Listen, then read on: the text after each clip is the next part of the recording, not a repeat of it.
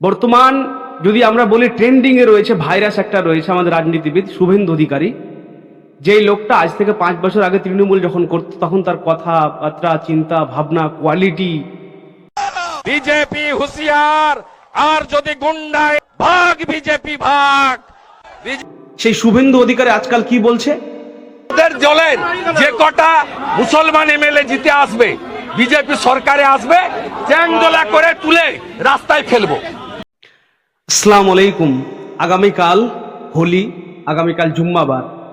এ নিয়ে আপনারা একজন পুলিশ অফিসারের বক্তব্য শুনেছেন, যেটা নিয়ে চারিদিকে সব নিন্দা জানিয়েছে, শুধু বাংলা না পুরো ভারতবর্ষের বিভিন্ন রাজ্যতে।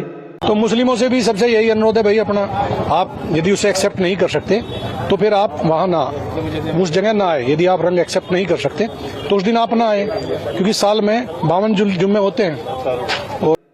আবার এ নিয়ে একটা শান্তির বার্তা দিয়েছে আরেকজন পুলিশ অফিসার, যে শান্তির বার্তা সকলের কাছে পৌঁছেছে, সকলে ভালোবেসেছে, সকলে ভালোবেসে জিনিসটা শেয়ার করেছে। मेरी तमाम हिंदू और मुसलमान भाइयों से प्यार भरी अपील कि जरा सा मुस्कुराए हम, जरा सा मुस्कुराना तुम, गले तुमको लगाए हम, गले हमको लगाना तुम, जरा सा मुस्कुराए हम, जरा सा मुस्कुराना तुम, गले तुमको लगाए हम, गले हमको लगाना तुम। चलो ऐसा करें मिलजुल के दोनों बांट ले खुशियां, इधर जुम्मा पढ़ेंगे हम, उधर होली मनाना तुम। দেখতেই পাচ্ছেন যেখানে সেখানে শুধু একটাই বার্তা, হিন্দু মুসলিম, হিন্দু মুসলিম। আপনারা নিজ চোখে দেখেছেন অন্যায় যে করবে তার স্থায়িত্ব খুবই কম, খুবই কম। আপনারা দিলীপ ঘোষ নাম শুনেননি? দিলীপ ঘোষ একটা মানুষ, কিন্তু তার বর্বরতা, তার মুখের ভাষা, তার জানোয়ারের মতো আচরণ মানুষকে কাঁপিয়ে তুলেছিল গত বিধানসভার আগে। কিন্তু আজ দিলীপ ঘোষ কোথায়? হেডলাইনে নেই। গ্রামগঞ্জে বুথের সভা, বুথের মিটিং করে বেড়াচ্ছে। সেই শুভেন্দু আজ যে গলা চেঁচিয়ে চেঁচিয়ে হিন্দু মুসলিম, হিন্দু মুসলিম সেখানে সেখানে করছে।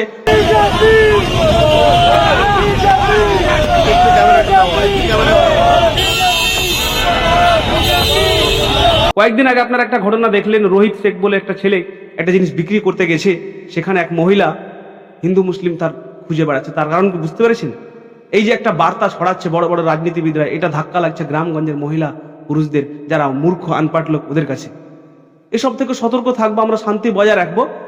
আগামীকাল হোলি, জুম্মাবার। সকলে ভালো থাকুন, সুস্থ থাকুন, আর বেশি বেশি করে মানুষের কাছে আপনারা খারাপ বার্তাটা পৌঁছে না দিয়ে ভালো বার্তাটা পৌঁছে দিন। আজকে এই পর্যন্তই। আসসালামু আলাইকুম।